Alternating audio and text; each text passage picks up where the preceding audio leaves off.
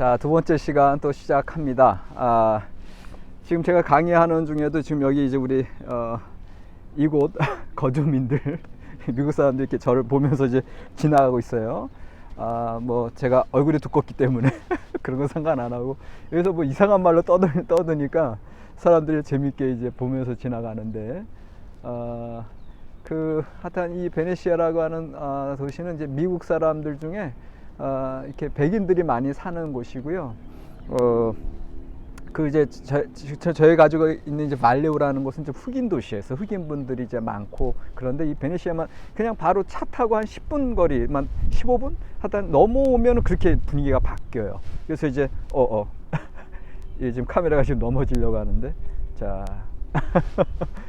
아까 우리 쉬는 시간에도 잠깐 이게 넘어졌어요. 그래가지고 제가 다시 교정했는데, 이게 바람이 좀 불면 이게 약간 지금 제가 여기 좀 해안가 요 바위 있는 요런 흙덩이에서 하고 있어요. 그래서 이게 넘어져도 여러분들 당황해하지 마시고 이 수업에 집중해 주시면 감사하겠습니다. Hello.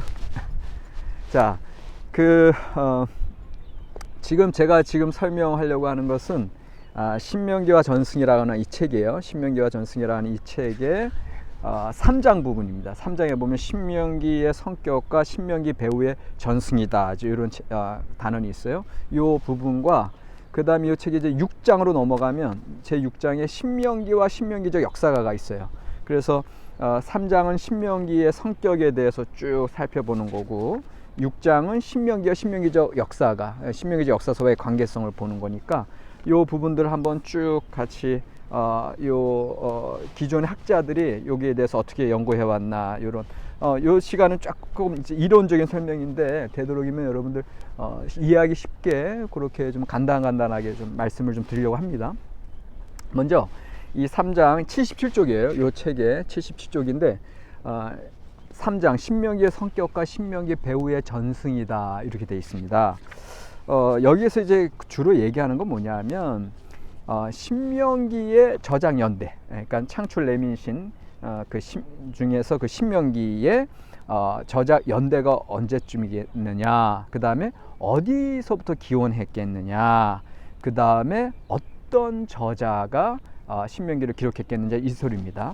물론 이제 여러분들 그냥 보수적인 신학 그런 배경에서 훈련받았던 분들은 이 신명기는 당연히 모세오경, 창출 레민신, 모세오경이라고 이름 붙였으니까 모세의 저작이 아닙니까? 이제 이렇게 얘기하시는 분들 계실 거고, 그 다음에 또 어떤 분들 이제 사무엘이 왕정시대 초기에 이제 왕정시대의 기반을 닦으면서 사무엘 예언자가 이전에 그 모세 계약 전승을 쭉 이제 정리하고, 특별히 이 하나님과의 계약 백성으로서의 삶을 이야기하는 것으로 이제 이렇게 사무엘이 기록했다, 이렇게 이제 주장하시는 그런 보수적인 학자들도 계시고, 아니면 그냥 일반적으로 남왕국의 그 솔로몬 시대 이후에 당시에 르네상스 운동이 일어나면서, 그러니까 고대 시대의 르네상스죠. 이스라엘의 기원을 밝히려고 하는 그런 연구들, 우리가 조선시대의 조선실록 역사를 쓰는 것처럼 그런 역사의 일환으로 그런 어떤 레이지파 출신의 제사장들이 쓴 거, 내지는 예루살렘 출신의 제사장들, 내지는 예언자 집단이 쓴 거 아니겠느냐, 이렇게 이제 쭉 보수적인 신학자들은 그동안 그렇게 추정을 해왔어요. 근데 이제 이렇게 일단은 기본적으로 보수적인 학자들이 그렇게 생각하는 이유는 뭐냐 하면, 일단은 첫 번째로는 이게 하나님의 말씀이고 모세오경이라 이름 붙여졌으니까, 그러니까 이건 당연히 모세가 쓰신 거다. 그리고 더군다나 신명기에서는 모세의 설교가 쫙 진행되니까 이제 그렇게 생각하시는 거가 기본이 있고, 두 번째는 오늘날처럼 책이 쓰여진다고 하는 것을 어떤 분이 앉아가지고 쫙 이렇게 처음부터 끝까지 그렇게 저수를 완성하는 것을 이런 개념으로 생각하는 거예요. 근데 여러분들 여러분들의 생각을 이제는 지금 시대로부터 당시 시대로 옮기셔야 돼요. 그렇다면 당시 시대에 모세께서 그 많은 그런 출애굽의 역사와 그 광야 시대의 역사 속에서 그것을 어느 시기에 기록했을까? 더군다나 오늘날 펜과 책과 아니면 컴퓨터 이런 게, 타자기 이런 게 있는 것도 아닌데, 그러니까 그런 당시의 간점으로 생각하신다면, 오늘날처럼 그냥 책상에 앉아서 조용하게 이스라엘 역사를 회고하고 또 하나님께 받은 계약의 말씀을 이렇게 쓰셨던 그런 배경은 아니었겠구나, 그런 환경은 아니었겠구나, 이걸 여러분들이 이제 기억하셔야 되고, 그 다음에 또 다른 하나는 아까 말씀드렸듯이 이게 하나님의 말씀이고 모세 오경이라고 이름 붙였으니까 당연히 모세가 쓰신 거 아니냐라고 얘기했을 때, 그 모세 오경이라고 이름 붙여진 것은 성경에서 이름 붙여진 게 아니에요. 후대 교회 전통이 그렇게 이름을 붙인 거예요. 창출 레민신이 모세 중심의 기록이고, 모세가 처음 시내산에서 야훼 하나님, 이제 불타는 떨기나무에서 야훼 하나님 만났던 소명 장면으로부터 시작해서 출애굽 이후에 하나님의 그 계약 사건, 십계명 받고 언약 보점 받고, 그래서 이제 쓰신 거다. 이제 이건 이제 교회 전통에서 그동안 쭉 얘기된 거지만, 실제 당시에 그 이스라엘의 그 신앙 전통은 말 그대로 구전전승 전통으로 이어져 내려오는 거지, 어떤 분이 실제로 아까 말씀드렸듯이 한가하게 쓰거나 아니면은 그 진영 캠프, 중앙 캠프에서 모세가 쓰셨거나 이제 그런 상황이 될 수가 없었다라는 거고요. 이 교회의 전통은 하나님의 이 감동으로 쓰여진 이 말씀들이 결국은 모세가 썼다는 이제 기록이 있으니까 이건 모세가 썼던 것으로 믿는, 그것도 신앙의 고백이거든요. 그러나 이 학자들은 뭐예요? 이성적으로, 역사적으로, 과학적으로 당시에 어떤 모습으로 쓰여졌을까를 추적하고 재구성하는 거거든요. 왜? 실체를 밝히기 위해서. 우리는 아까도 제가 말씀드렸듯이 이 성경의 말씀 저자들 이런 배경을 받아들일 때 그냥 교회 전통의 역사와 신앙 전통의 역사로만 이제 해석을 하잖아요. 그 측면만 바라보잖아요. 그러나 이 책도 이쪽에서 보는 거, 이쪽에서 보는 거, 이쪽에서 보는 게 다 다르듯이 그 실체는 여러 관점에서 봐야 제대로 그 모습이 드러나거든요. 코끼리를 개미가 보는 거랑 우리 사람이 보는 거랑 달라요. 이 하나님의 말씀을 우리의 그냥 단편적인 어떤 지식과 신앙 경험으로, 신앙 고백으로 보는 것과 정말 한 발 뒤로 물러나와서 다양한 측면으로 보는 거는 다르단 말이에요. 그러니까 여러분들 일단은 헷갈려 하지 마시고, 기본적으로 여러분들 어떤 생각을 하시냐면, 이제까지 내가 하나님의 말씀을 바라봤던 게 틀렸다, 또 다르게 봐야 된다, 그 소리를 하는 게 아니에요. 여러분들의 신앙 전통과 여러분들이 교단의 배경 속에서 여러분들의 신학 훈련 받은 그런 관점에서, 이게 잠깐 미안합니다. 그런 관점에서는 여러분들이 잠깐 이거 다리를 조정할게요. 이렇게. 그런 관점에서는 여러분들이 이제 있는 그대로 이제 받아들이시고요.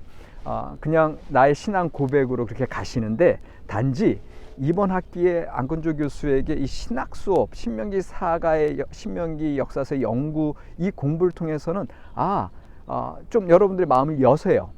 그리고 여러분들의 신학적인 관점을 좀 넓힌다. 나의 신학적인 지평이 이제까지는 내가 요 정도 받아들이고 성경을 바라봤는데, 이제는 조금 더 오픈해서 막혀진 걸 좀 열어서 좀 더 넓은 관점에서 성경을 바라본다, 또 신학적으로, 이성적으로 연구한다, 이렇게 좀 생각하시고 따라와 주시면 좋겠어요. 네. 제가 이제 왜 이렇게 말씀드렸냐면, 우리 연합신학전문대학원에는 다양한 교단의 목사님들이 오시고 다양한 환경의 사역자들이 오시기 때문에, 이게 기존의 교회 전통적으로만 교회에서 성경 공부했던 레벨로만 보게 될 때는 여러분들이 헷갈리실 수가 있어요.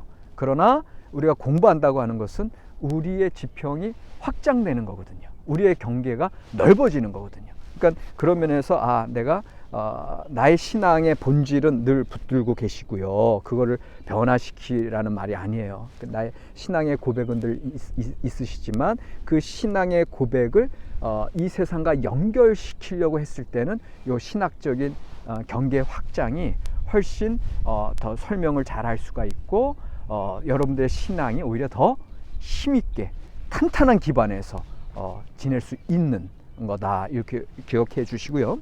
자, 그래서 다시 이 내용으로 돌아와서 결국은 이 성경이라고 하는 것은요, 한 순간에 일필휘주로 내지는 일정한 기간 동안에 일정한 짧은 기간 동안에 써졌다기보다는 오랜 전승의 역사가 있다. 지금의 성경의 신명기가 형성되기까지는 오랜 기간이 필요했다. 그리고 그것이 한순간에 쓰여졌다기보다는 처음에는 입에서 입으로 구전전승, 그 다음에 어느 시기에 단편으로 묶이고, 그리고 어느 시기에 그것이 더 큰 책으로 묶이고 어느 시기에 완성된다. 그런 여러 단계, 그리고 오랜 시기에, 그리고 많은 사람들의 저작의 손길이 들어간 그것이 성경입니다. 그것이 신명기 지금 제가 설명드리려고 하는 배경입니다. 그리고 여러분들 아시십시오. 구약 성경과 신약 성경 전체가 다 그런 오랜 전승의 총합, 결과물임을 기억하십시오. 오늘날 우리 시대에 저술했던 그런 환경과는 전혀 다르다고 하는 걸, 그거를 여러분들 꼭 기억해 주시면 좋겠습니다. 그래서 일단은 이 책에서 79쪽에서 어떤 얘기 하냐면, 신명기의 저작 연대로서는 7세기로 잡는데 많은 학자들이 동의하고 있다, 이렇게 얘기하고요. 그 다음에 신명기의 어떤 저작 기원을 북이스라엘, 남유다 북이스라엘로 나뉘었다 그랬잖아요. 신명기의 저작 기원을 이제 북이스라엘 쪽으로 더 많이 보게 되고요. 요게 이제 다 설명이 나옵니다. 그리고 요것이 신명기 이 신명기 자체는 레위인 집단에 의해서 그렇게 받아들인다. 요게 이제 기존의 신명기를 바라보는 학자들의 그냥 동의점이에요. 동의점. 물론 다르게 얘기하는 분들도 많아요. 그런데 이제 객관적으로 그렇게 동의하고 있는데, 그러나 요 니콜스는 그렇게 정리해 놓고선 그러나 자신은 다르게 본다.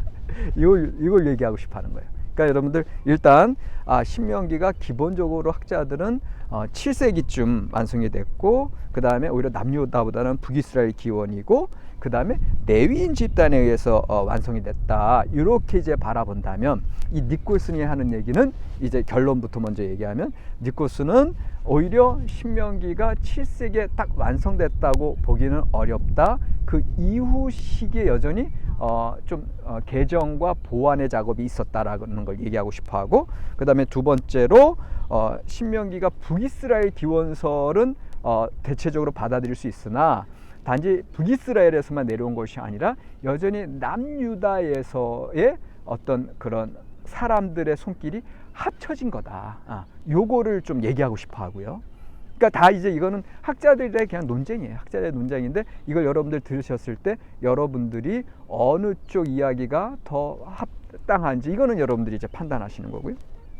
세 번째, 레위 집단이 신명기의 주된 그런 저자라기보다는 오히려 예언자 집단이다. 이게 이제 니콜슨이 얘기하는 거고, 특별히 이 세 번째에 해당하는 니콜슨의 주장은 저 같은 경우도 많이 이분의 주장을 이제 따라가게 되는데, 자 그렇다면 지금부터 이분이 왜 이렇게 이야기하느냐라고 했을 때, 일단 신명기를 제의적인 예배 상황의 배경에서 그 신명기가 나타난 것으로, 다시 말하면 그냥 내가 모세의 계약 사상을 정리해야지 하고 그렇게 어떤 저작 의도를 갖고 썼다기보다는, 당시에 고대 이스라엘 사회에 하나님과의 제사, 하나님과 예배가 있잖아요. 근데 그 하나님과 예배가 오늘날처럼 교회에서 예배드리고 그런 게 아니잖아요. 지방 성소들이 있었고 중앙 성소들이 있었고, 이제 왕정 시대 이전에는, 그러니까 이게 왕정 시대 이전의 상황을 이제 이야기하면서, 왜냐하면 이제 모세로부터 쭉 흘러내려와서 왕정 시대는 나중에 사무엘 시대에 이르러서나 왕정 시대가 이루어지니까, 모세 시대 같은 경우는 이제 한 13세기부터 이제 하여튼간 그 다음에 이제 사사 시대가 이제 11세기고요. 왕정 시대는 이제 10세기부터 열리잖아요. 그러니까는 그 이전에, 왕정 시대 이전에 한 100여 년, 200여 년 동안에, 그것도 상당한 기간이죠. 그 기간에 이런 고대 이스라엘의 하나님과의 관계는 그런 제사들을 통해서 이루어지는데, 특별히 그 제사들이 이제 나중에 세 가지 주요 절기로 이제 가는 게 제일 중요한 그들의 절기가 뭐예요? 유월절이 있고, 그 다음에 칠칠절이 있고, 그 다음에 장막절이 있는 거거든요.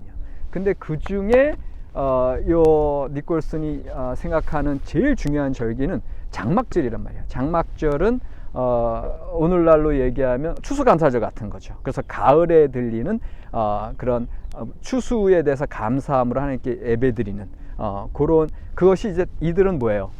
당시에 흩어져서 살다가 그 특별한 시기에 특별한 장소에 모이죠. 예를 들면 이제 사사시대 같은 경우는 실로 중앙성소, 그 중앙성소에 모이죠. 그래서 그렇게 예배 드리면서 예배 드릴 때마다 하나님의 구원 역사, 출애굽 구원의 역사를 얘기하고 또 하나님 우리를 선택했다고 하는 그런 선택 사상 얘기하면서 그러면서 너희들이 이 율법의 말씀을 충실하게 지켜야 된다. 계약 백성으로서 충실성을 강조하는 그러한 일들이 있었다라는 거죠. 네. 그런 것들이 계속 반복됐다는 거죠.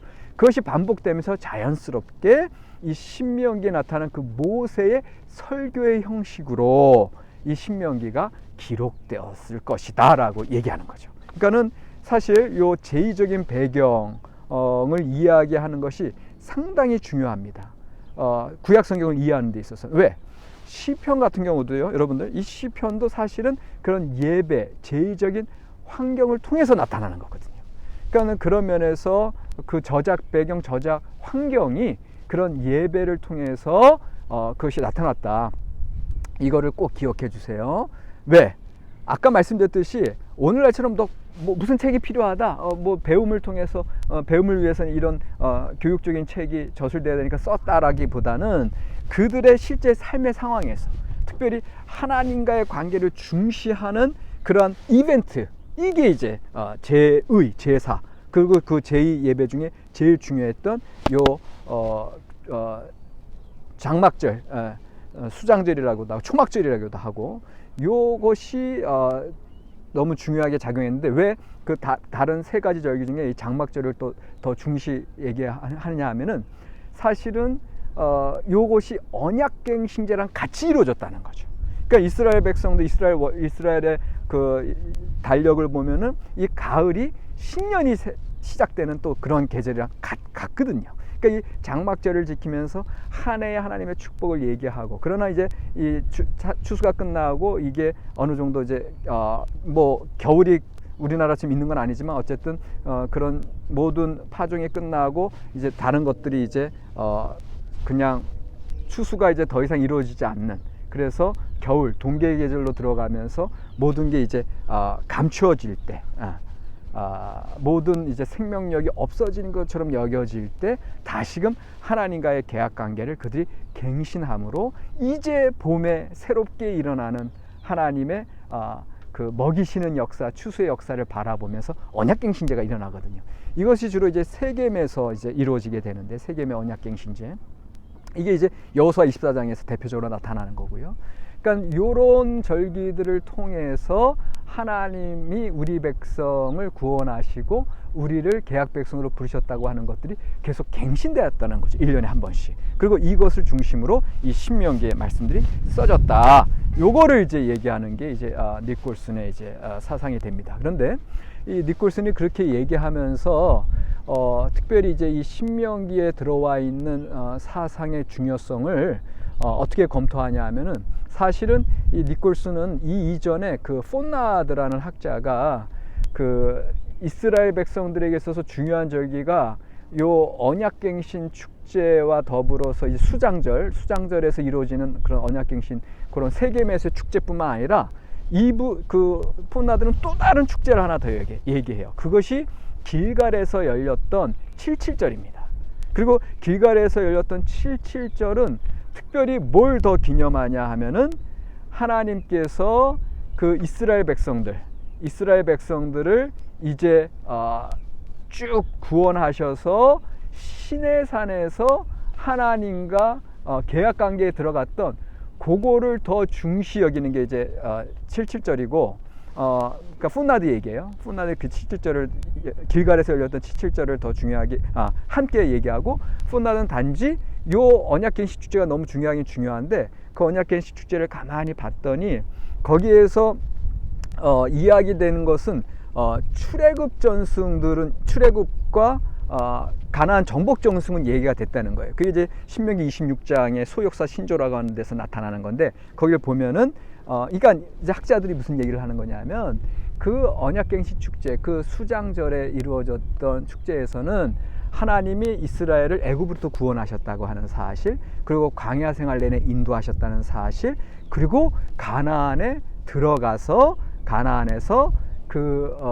하나님께서 이제 하나님께 이제 가나안의 첫 수확물을 드렸을 때 그걸 기념함으로 그 이후에 세겜에서의 그 수장절의 언약갱신 축제가 계속 열렸다, 이제 이렇게 얘기하는 거거든요. 실제로 신명기 26장 5절에서 9절에 보면 그 내용이 나와요. 근데 푼나드 입장에서는 그런데 출애굽 구원 역사, 광야 통과 역사, 그 다음에 가나안 정복 역사는 나타나는데 하나가 빠져 있다는 거예요. 그게 뭐예요? 그게 시내산 계약 전통은 빠져 있다는 거예요. 계약 사상이 없다는 거예요.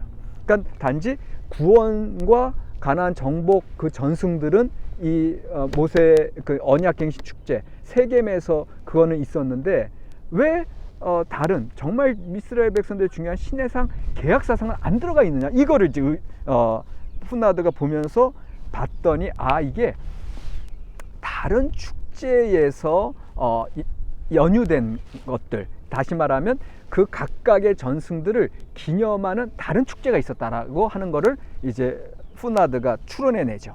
그래서 푼나드 입장에서는 구원과 가나안 정복의 전승이 기념된 것은 아까 이제 니콜슨이 얘기했던 것처럼 그 수장절, 초막절의 언약갱신 축제였는데, 그러나 또 다른 정말로 이스라엘 백성들에게 중요한 그 시내산 계약 사건, 그것이 기념된 것은 길갈에서의 77절에서 그것이 기념됐다. 이렇게 두 가지 다른 전통을 보는 거예요. 다른 이제 그 축제들을 보는 거죠. 그런데 이 니콜슨은 거기에 대해서 이제 반론을 제기하면서 아니다. 이미 그 77절 말고 그 수장절의 그 언약갱신 축제에는 이미 하나님의 구원 역사뿐만 아니라 하나님의 그 계약 사건들 선택해서 우리를 인도하셨다라고 하는 그것이 다 포함되어 있었다. 그러니까 굳이 푼나드처럼 두 개의 어떤 절기로 나뉠 것이 아니라 이미 하나로 그걸 봐야 된다라고 이제 주장하는 거예요. 그걸 주장하는 이유가 뭐냐 하면, 특별히 그 니콜슨이 보기에는 이 이스라엘의 그 어떤 계약 사상, 그 계약 법이거든요. 그래서 십계명과 언약법전은 하나님과 이스라엘 사이의 계약 조건들, 그 다음에 계약된 이유와, 그래서 이걸 통해서 이렇게 계약을 맺었으므로 이제는 하나님의 말씀 순종해야 된다. 이것들이 사실은 또 뭐 마른 하늘에서 갑자기 떨어진 그런 계약 사상이 아니라 이미 당시에 고대 시대의 그 종주권 조약이라고 하는, 그러니까는 다시 말하면 강한 나라, 강한 제국이 주변 국가들 복속할 때 이제 그들을 이제 앞으로 이렇게 다스릴 것이다라고 하는 종주권 조약을 맺거든요. 그 종주권 조약의 형식을 보니까 우리 예를 들면 이제 히타이트 제국이 당시 이제 이집트 제국과 이제 대립하던 고대 시대의 강국이었는데, 히타이트 제국이 종주권 조약을 맺는 걸 보면 약소 국가들과 내가 너희들 이렇게 보호하고 다른 민족들로부터 구원했는데 이제 이런 구원 역사를 설명하고, 그러므로 너희는 우리에게 충성해야 돼, 이렇게 얘기하고, 그렇기 때문에 이렇게 이 충성을 위해서 너희들 요런 규정들, 조약들을 잘 지켜야 되고, 그러면 내가 너희를 더 행복하게 할 거야. 그러나 너희가 이걸 지키지 않잖아? 그럼 너희들이 다시금 우리의 공격을 받을 수밖에 없어. 요거를 잘 보관하고 계속해서 이걸 낭독해라. 이게 지금 쭉 얘기하는 걸 봤더니 이제 학자들이 특별히 조지 맨델홀이나 이제 여러 학자들이 있어요. 그런 학자들이 그런 종주권 조약과 이 모세의 계약 사상을 비교하면서 모세의 계약 사상 자체도 당시에 이런 형식들을 쫓고 있구나, 이걸 발견하는 거예요. 그러니까 그거를 봤을 때 보면 이런 모세도 그런 계약 사상, 기존의 그런 계약 사상의 형식을 취한다고 했을 때는 거기에는 당연히 그 구원 역사, 출애굽 구원 역사뿐만 아니라 또 이렇게 그런 구원을 했기 때문에 너희들 우리와 이런 조약들, 이런 규정들 잘 지켜라 하는 그런 계약 사상까지 같이 나온다라는 거예요. 그러니까 이미 그 이제 아까 예를 들어서 여호수아 24장의 세겜의 언약갱신제도 보면은 이미 출애굽 구원의 역사뿐만 아니라 광야에서 역사와 그 다음에 그래서 너희들 이렇게 하나님의 계약 백성으로 살아야 된다고 하는 그 계약 사상까지, 그래서 그 계약 사상을 잘 지켜야 된다는 그 규정까지 쫙 다 나와 있다라고 보는 거거든요. 그러니까 그런 면에서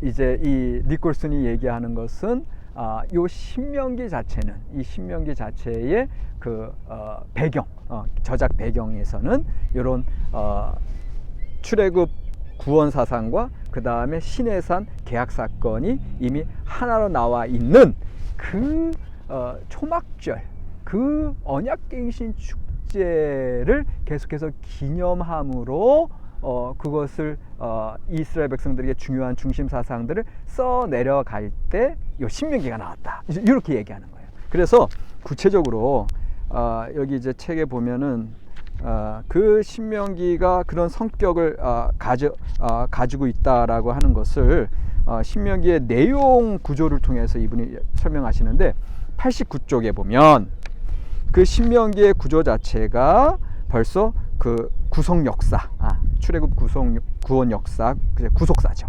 구속사가 나와 있고, 그 다음에 그런 계약 규정이 쭉 나와 있고, 체결하고, 그 다음에 그것을 잘 지켰을 때 축복, 못 지켰을 때 저주가 신명기의 전체 내용에 쫙 나온다는 거죠. 그죠? 신명기 초반부에 이제까지 이스라엘을 어떻게 하나님께서 구원해 오셨는지 모세가 쫙 얘기하잖아요. 그리고 나서는 그런 구속사를 얘기하고, 그 다음에 이제 신명기 법전 해가지고 그런 계약 규정들을 쫙 얘기하고, 그 다음에 나중에 이제 그 에발산과 그리심산으로 나뉘어서 축복과 저주에 대한 거 쭉 얘기하는 거, 이것이 기존의 다른 계약 사상, 고대 종주권 조약의 그런 틀들을 쭉 같이 가고 있는 거, 요거를 이제 지적을 하면서 결국은 신명기 자체가 그런 하나님의 구속사와 또한 그 구원받은 백성들의 하나님과의 온전한 관계 속에서 지켜야 될 법들을 쭉 얘기하고 있는 것으로, 그렇게 이제 신명기가 딱 이제 들어오죠. 그렇게 첫 번째로 얘기하고, 두 번째로는 신명기에 여러분들 오늘날이라는 말씀이 많이 강조되잖아요. 그거 자체가 벌써 오늘날은 무슨 시점이에요? 그 언약갱신 축제 벌이는 그 초막절에 그 하나님 앞에 감사드리며 다시금 하나님의 구원 역사를 쭉 얘기하면서, 그렇게 우리에게 선택된 이스라엘 백성으로 우리는 결국 하나님의 말씀을 철저히 지켜야 된다라고 하는, 오늘날 그것이 옛날 역사로 끝나는 것이 아니라 오늘날도 여전히 적용되어야 된다고 하는 것. 신명기에 오늘날 하염하제 this day, today 이게 강조되는 건 그 이유 때문이다. 결국은 계약갱신 축제의 제의적인 배경으로 그것이 나오는 것으로 나오고, 그 다음에 세 번째는 91쪽에 보면은 설교체 스타일. 신명기 하면 모세의 설교인데, 당연히 언약궤식 축제 백성들이 모였을 때 그 제사장이 그 하나님 앞에 이제 너희들 이런 구원을 받은 자들로서 하나님과 구체적인 이러한 계약 관계에 들어간 자들로서 이러한 삶을 살아라, 그 설교로 나갈 수밖에 없는, 그것들이 정리된 거다 신명기에. 그렇게 이제 얘기가 되는 거고요. 끝으로 93쪽의 이 네 번째 찌찜 네벤, 결국은 요 고대의 계약갱신 축제의 제2전승에 서 있는 사람이 요 신명기를 기록한 사람일 것이다, 이렇게 얘기하는 거죠. 그래서 결국은 요 신명기 자체의 문학적인 스타일이 이 계약갱신 축제의 배경 가운데 나올 수밖에 없는 그런 스타일이다라고 하는 거.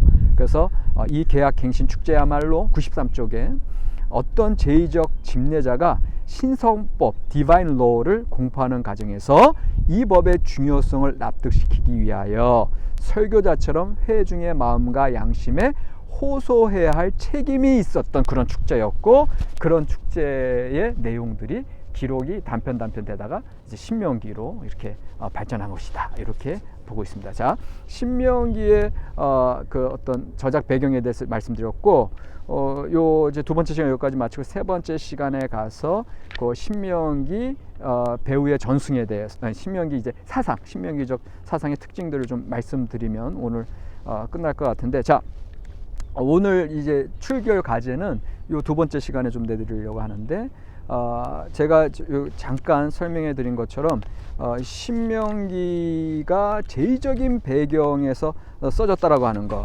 신명기의 어떠한 모습이 이런 그 언약갱신 축제 제의 배경에서 써졌는지 첫 번째 신명기 전체 내용들 말씀드렸고, 이제 두 번째 오늘날 얘기했었고, 세 번째 네 번째 쭉 제가 설명드렸잖아요. 요것을 간단하게 정리해 주세요. 어렵지 않아요. 요 두 번째 시간 그 후반부에서 설명드렸던 거 잘 들으시면은 쓸 수 있습니다. 그게 출결 과제고, 요게 금요일, 이번 주 금요일 오후 5시까지 제 이메일 kunjoan@한메일.net KEUNJOAHN 다 이미 저기 오픈 채팅방에 나와 있을 겁니다. .한메일.net로 보내주시면 되겠습니다. 자, 두 번째 시간 마칠게요.